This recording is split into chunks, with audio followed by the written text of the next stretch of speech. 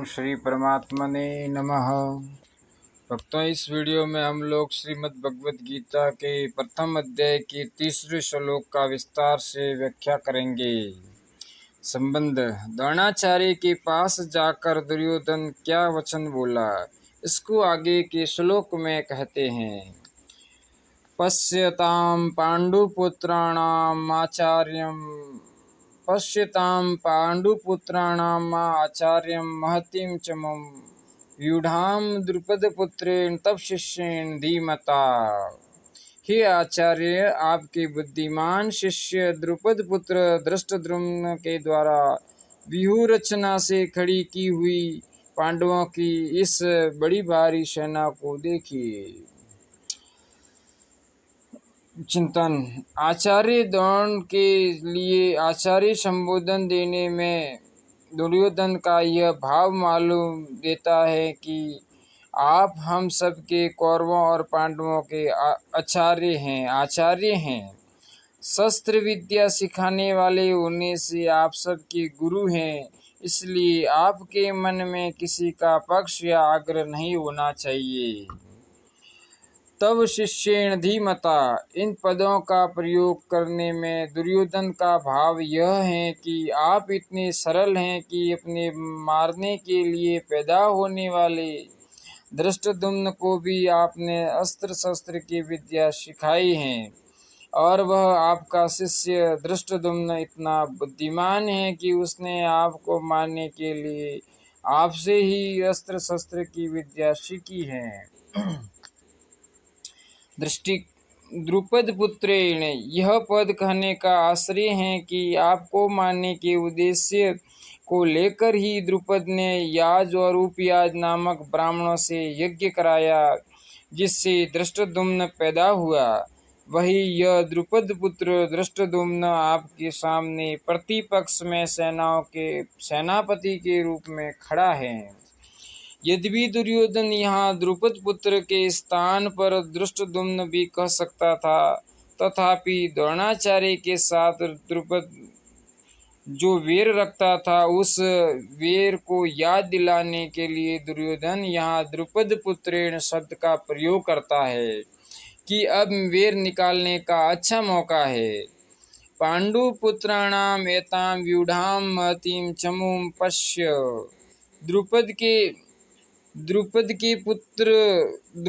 पुत्र के द्वारा पांडवों की इस व्यूहाकार खड़ी हुई बड़ी भारी सेना को देखिए।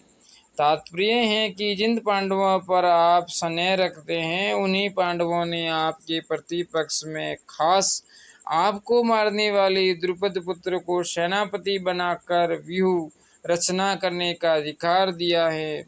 अगर पांडव आपसे स्नेह रखते तो कम से कम आपको मारने वाले को तो अपनी सेना का मुख्य सेनापति नहीं बनाते, इतना अधिकार तो नहीं देते, परंतु सब कुछ जानते हुए भी उन्होंने उसी को सेनापति बनाया है।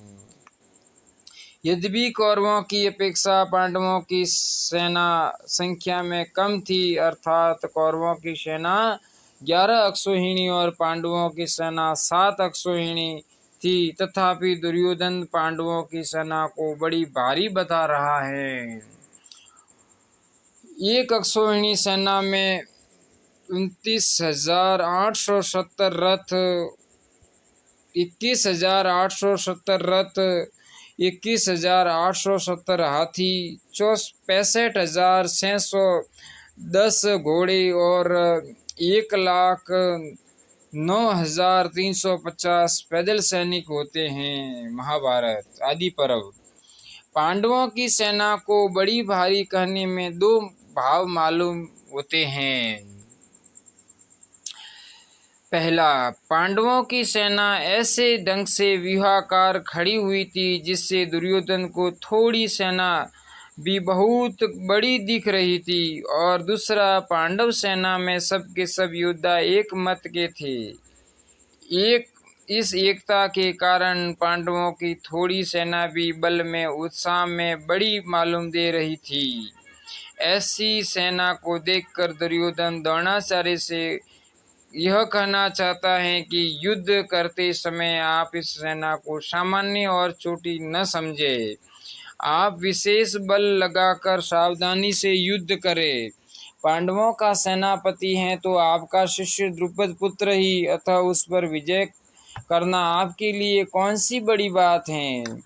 एताम पश्य कहने का तात्पर्य है कि यह पांडव सेना युद्ध के लिए तैयार होकर सामने खड़ी है, अतः हम लोग इस सेना पर किस तरह से विजय कर सकते हैं, इस विषय में आपको जल्दी से जल्दी निर्णय कर लेना चाहिए। अगर भक्तों आपको यह व्याख्यान पसंद आए तो इस वीडियो को लाइक करना और इस चैनल को सब्सक्राइब करके बेल घंटी का बटन दबाना, जिससे आने वाले वीडियो का नोटिफिकेशन आपको मिल सके, और ज़्यादा से ज़्यादा शेयर करना।